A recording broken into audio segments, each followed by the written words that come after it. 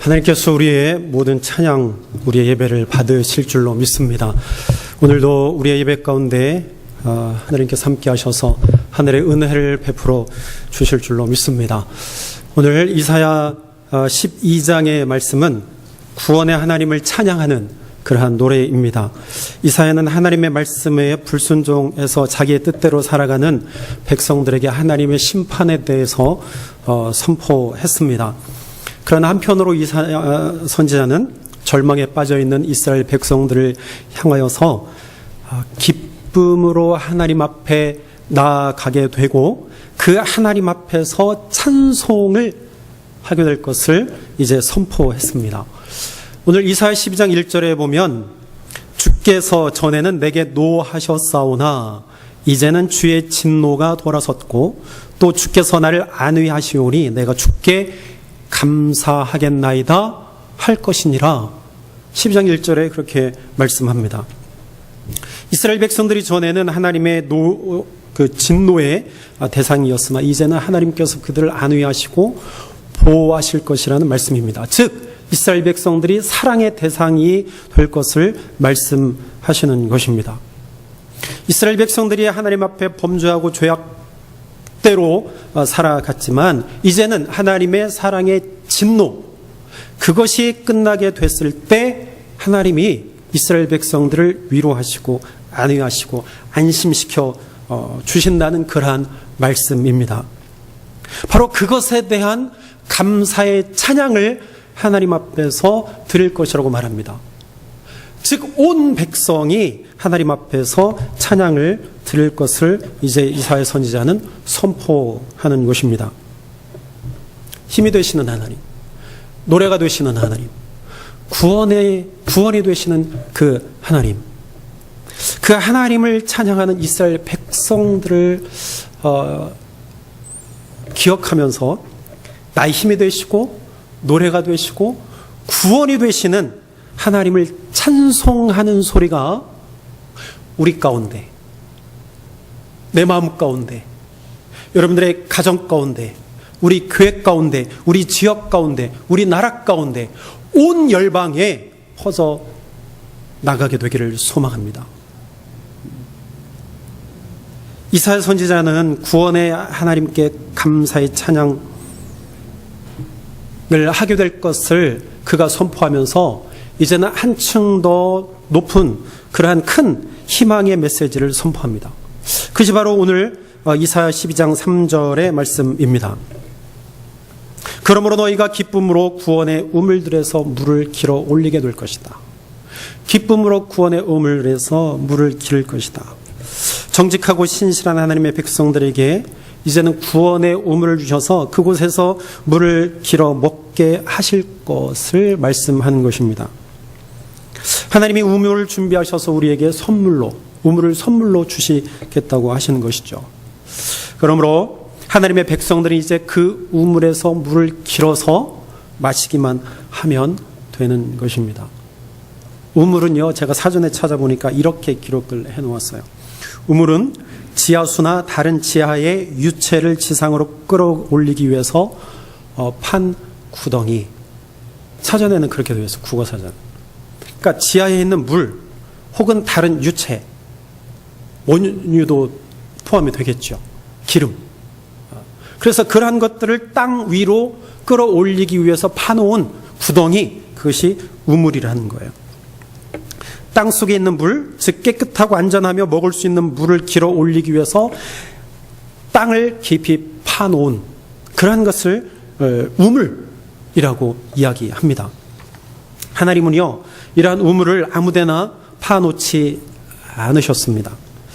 물줄기가 없는 곳에 우물을 파놓지 않으셨습니다. 물이 있는 곳 위에 하나님께서 우물을 파서 준비해 놓으셨습니다.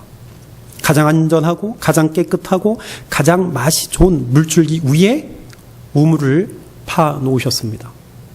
그리고 그것을 백성들에게 선물로 주셨습니다. 여러분, 이 구원의 우물에는 몇 가지의 특징이 있습니다. 하나님께서 선물로 주신 이 구원의 우물에는 몇 가지 특징이 있는데, 첫째는 구원의 우물에는요, 생수가 있습니다. 생수. 우물에 물이 있어야 그것을 우물이라 할 수 있는 것이죠. 물이 없다면 그것은 더 이상 우물이라 할 수 없습니다. 현대에는 상수도 시설이 굉장히 발달을 했어요. 그래서 도시나 시골에서나 어디서나 집안에서 그 수도꼭지를 틀기만 하면 물이 아주 잘 나옵니다. 그런데 옛날에는요, 우물이 참 많았습니다. 여러분 기억하시죠? 도시에서 산 분들은 잘 모르겠지만 시골에서 어릴 적 그 시절을 보낸 분들은요, 시골에서 우물을 다 보셨을 것입니다. 각 마을마다 꼭 우물이 있었습니다. 장로님 사시는 곳에도 있었죠? 아무 말 안 하시는 거 보니까 없었나 보네. 저는 어릴 적에요, 아버지를 따라서 아버지가 전도하실 때 많이 따라다녔습니다. 저희 시골에 있었기 때문에 한 4km, 5km 되는 그러한 지역, 멀리 시골 지역을 돌아다니면서 이제 전도를 하셨는데 제가 어릴 적에 아버지 손잡고 많이 따라다녔습니다. 근데 가는 곳마다 우물이 있었습니다. 어린 제가 따라다니기가 무척 힘들었어요. 때로는 갈증이 났습니다. 4km를 걸어가니까 얼마나 갈증이 나겠어요. 그러면 꼭 제일 먼저 하는 것이 그 마을 입구에 있는 우물에 가서 우물을 떠먹는 것이었습니다. 그런데요, 그 우물을 마시면 그렇게 시원해요. 그렇게 맛이 좋습니다. 아주 물이요, 답니다. 여러분, 물이 달달하는 느낌, 그러한 경험을 해본 적 있습니까? 여러분 다 해보셨을 거예요. 그런데 요즘에는요, 시골에 가도요, 우물이 없습니다. 있다 해도 그 우물을 사용하지 않기 때문에 그 기능을 상실했어요. 혹 있다 해도 그 우물 위에 뚜껑을 덮어 놓았습니다. 더 이상 사용하지 않기 때문이에요. 여러분들이 사막을 통과하고 있다고 생각해 보십시오. 준비한 물을 모두 소비해서 물통에는 이제 물이 없습니다. 그런데 저 멀리 무엇인가 보이기 시작합니다. 그리고 속으로 이렇게 생각합니다. 저것이 우물일 거야. 그리고 거기에는 내가 마실 물이 반드시 있을 거야. 그런 믿음을 가지고 어려워도 이제 길을 걷습니다. 사막 위를 걷습니다. 입에서는 단내가 나요. 그리고 입술이 쩍쩍 갈라집니다. 이제 막 도착했습니다. 멀리 보이던 곳, 이제 그 점이 이제 점점 더 가까워져서 이제 막 그곳에 도착해 보았습니다. 진짜 도착해 보니까 그곳에 우물이 있었습니다. 그런데 물이 있는 줄 알았던 그곳에 불행하게도요, 물이 없었습니다. 갈증을 해결해 줄 물이 우물 안에 존재하지 않았습니다. 베드로서 2장 17절에 이렇게 말합니다. 이 사람들은 물 없는 샘이요 광풍에 밀려가는 안개다. 이 말은요, 베드로가 거짓말로 사람들을 잘못된 길로 인도하는 거짓 선생들에게 이야기한 말입니다. 이들은 누구냐? 주를 부인하고 진리의 도가 비방받게 하는 자들입니다. 또한 이들은요, 음란하고 육체의 종욕을 따르는 자들입니다. 베드로는 이런 거짓 선지자들을 향해서 물이 없는 샘이다라고 말합니다. 물이 없는 우물은요, 가치가 없습니다. 신기루에 불과합니다. 사막을 걸어가던 사람이 우물인 줄 알고 찾아갔는데 그곳에 물이 없는 거예요. 이와 같다는 것입니다. 물이 없는데도 물을 주겠다고 하거나 물이 있으니 여기 와서 마시라 라고 거짓말하는 자들, 그 자들이 바로 거짓 선생들이라는 거예요. 이들은요, 악한 자들입니다. 진리를 왜곡하는 자들입니다. 성경은 말합니다. 악인은 평온함을 얻지 못하고 그 물이 진흙과 더러운 것을 늘 솟구쳐내는 요동하는 바다와 같으니라. 내 하나님의 말씀에 악인에게는 평강이 없다 하셨느니라. 속이는 자들, 악한 자들, 마귀의 종노릇 하는 자들은요, 흙탕물과 더러운 물을 늘 솟구쳐내는 자들입니다. 그러면서 그들은요, 그것이 생수라고 이야기합니다. 더러운 물을 솟구쳐내면서, 야, 내가 생수를 내가 너에게 준다. 나에게 와서 마시라. 사람들을 유혹합니다. 와서 마시라. 그러면 너희가 살게 될 것이다. 우리를 유혹합니다. 그런데요, 그 유혹에 넘어가는 사람들이 참 많다는 사실 여러분들 아시나요? 더러운 물인데, 진흙탕 물인데요, 그것이 진짜 생수인 줄 알고 그것을 마시는 사람들이 있어요. 물이 없는 웅덩이, 물이 없는 우물을 향해서 걸어가는 자들이 얼마나 많은지 알 수 없습니다. 진흙과 더러운 것을 솟쳐내는 곳이라는 것을 알면서도 그것을 향해서 억척스럽게 걸어가는 사람들이 너무나 많습니다. 더러운 것에, 더러워진 것들에 익숙해져서일까요? 그들은요, 자신이 더러워졌음에도 불구하고 그 더러워졌다는 사실도 모르는 자들이에요. 추악한 자들과 함께 그들은요, 그곳에서 더욱더 추악해져 가고 있습니다. 그래서 앞뒤를 분간하지 못하고 그들은 살아갑니다.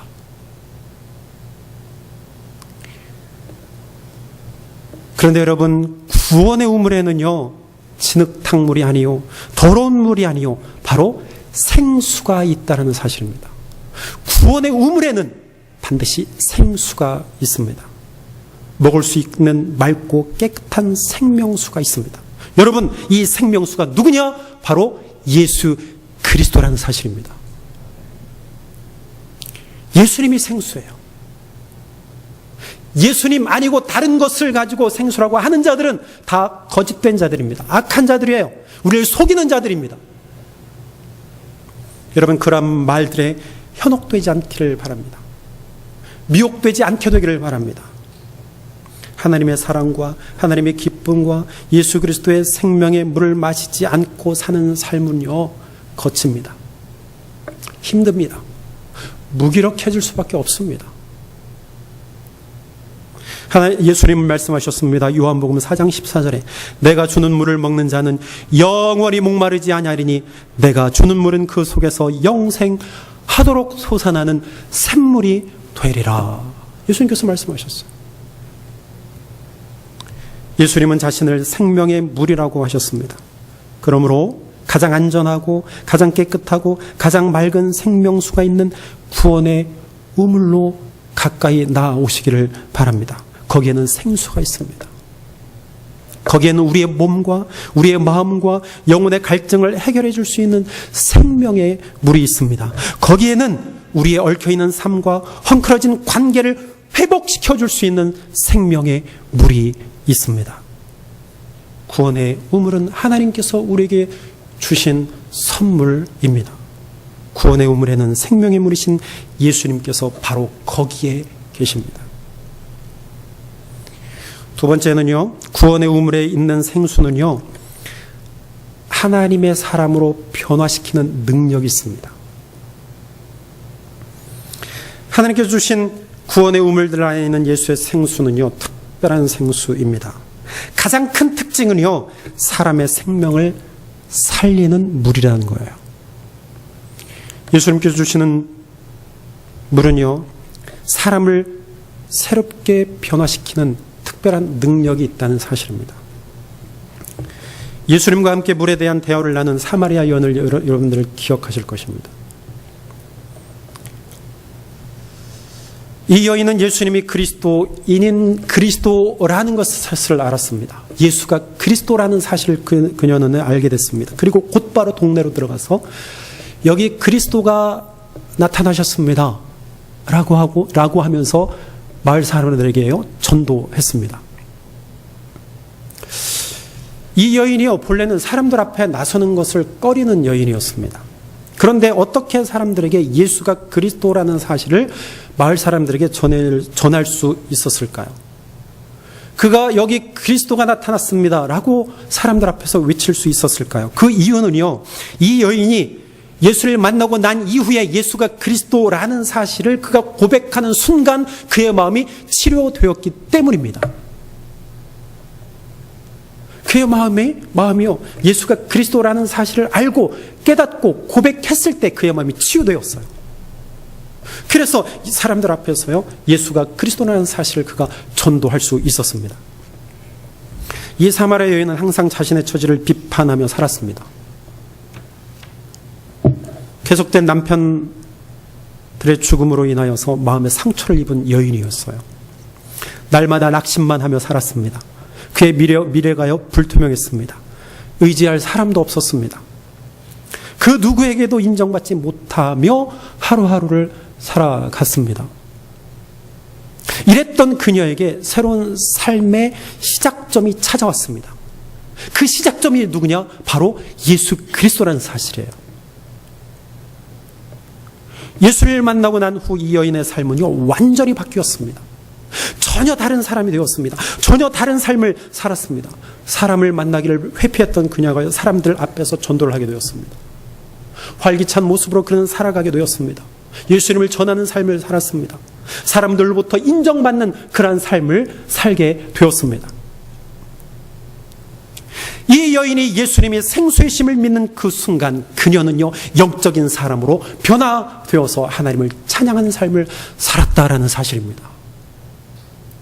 스가랴 13장 1절에 보니까 그 날에 죄와 더러움을 씻는 샘이 다윗의 족속과 예루살렘 주민을 위하여 열리리라 말씀합니다. 여러분, 더럽고 추한 죄악에 더럽혀져서 절대로 씻겨질 것 같지 않던 우리의 죄가 깨끗하게 될 수 있었던 이 비결, 그것이 어디에 있습니까? 바로 죄와 더러움을 씻는 샘이 열렸기 때문입니다. 죄악을 씻는 예수 그리스도의 샘물줄기가 열렸기 때문에 이제는 예수님을 그리스도라고 고백만 하면 이제는 우리의 모든 죄가 다 용서받아서 하나님 앞에 나아갈 수 있게 된 것입니다. 죄를 씻는 샘이 우리 앞에 열렸어요.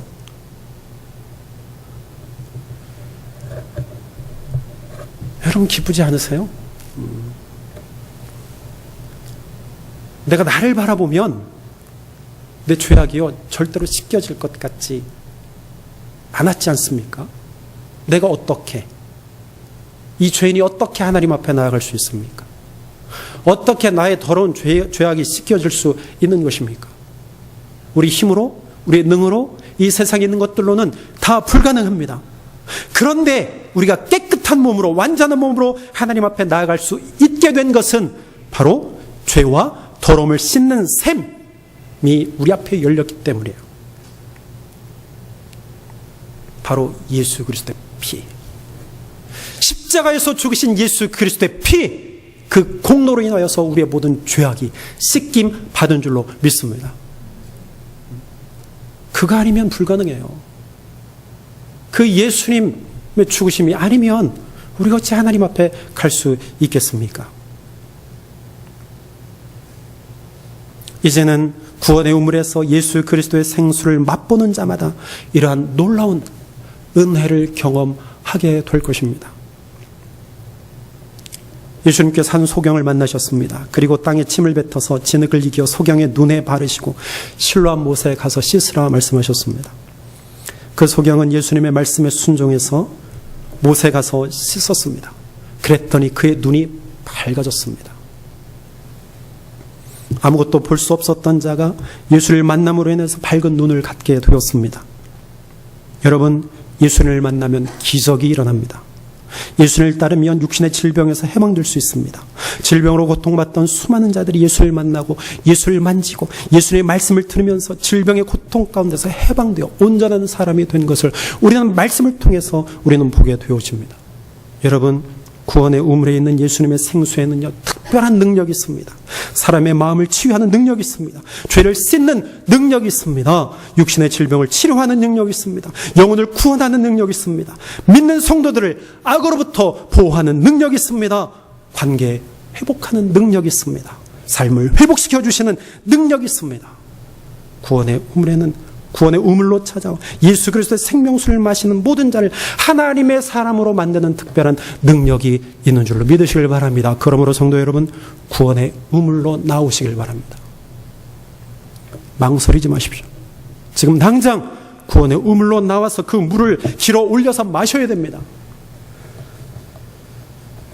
그리하면 세상 권세를 이길 수 있는 놀라운 능력을 하나님께서 우리에게 날마다 공급하여 주실 것입니다. 마지막으로 구원의 우물의 생수는요 결코 마르지 않습니다.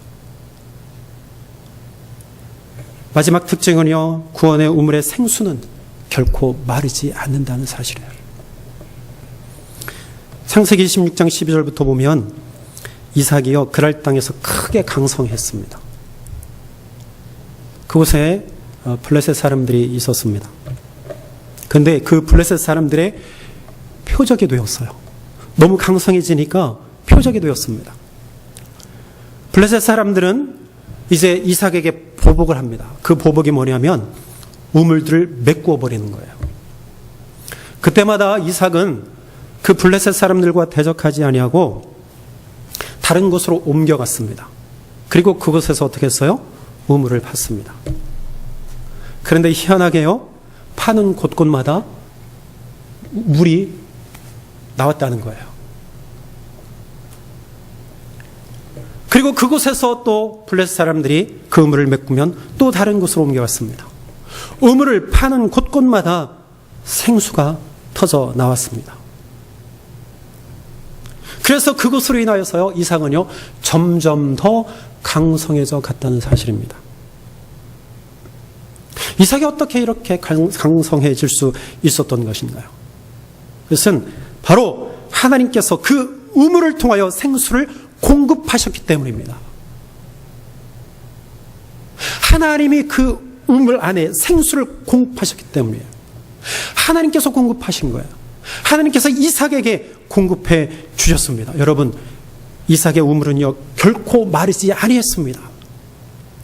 줄어들지도 않았습니다. 이삭이 파는 곳곳마다 생수가 터져 나왔습니다. 하나님이 이삭에게 마르지 않는 구원의 우물을 주셨기 때문에 이삭은요 번성하는 복을 누리게 되었다는 사실입니다. 에스겔 47장은 이렇게 말합니다.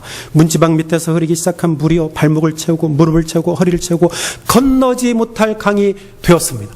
그리고 그 주변에 무수히 많은 나무들이 시들지 않고 각종 생물이 그 주변에서요 번성했다라고 우리에게 말합니다.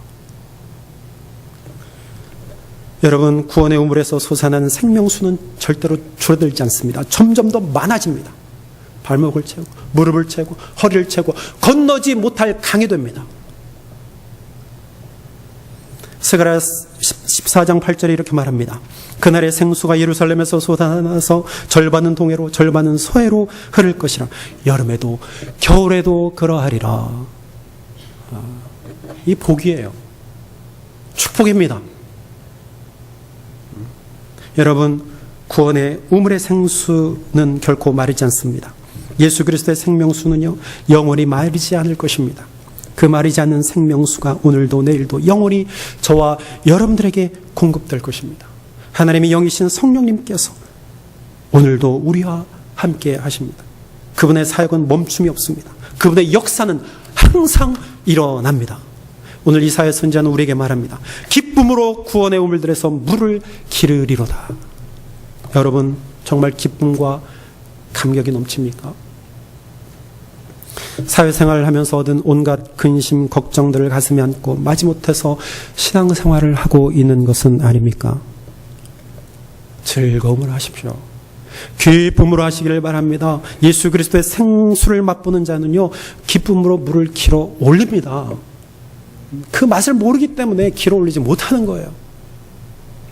하나님 우리에게 구원의 우물을 주셨습니다. 그곳에는 가장 깨끗하고 가장 안전하며 수정같이 맑고 투명한 예수의 생수가 있습니다. 이제 우리는 그 구원의 우물로 나와야 합니다. 거기서 물을 마셔야 합니다.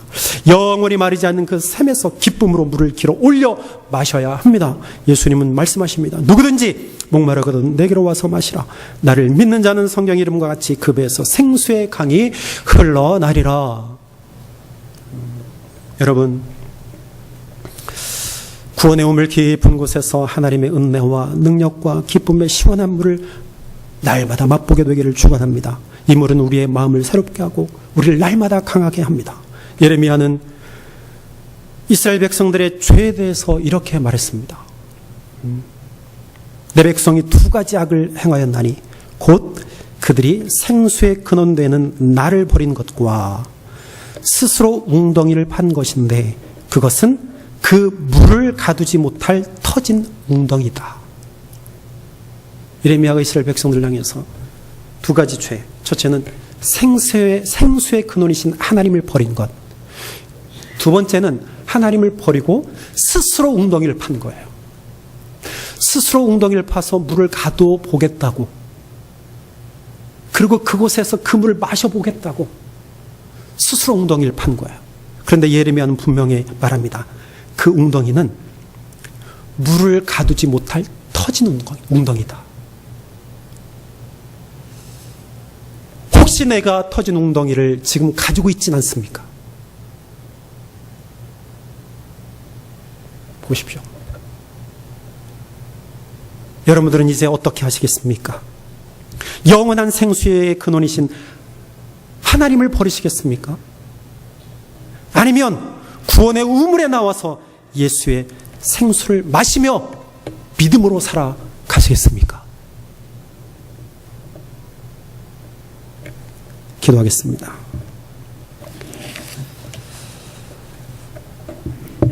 우리 다 같이 하나님 앞에 기도합시다.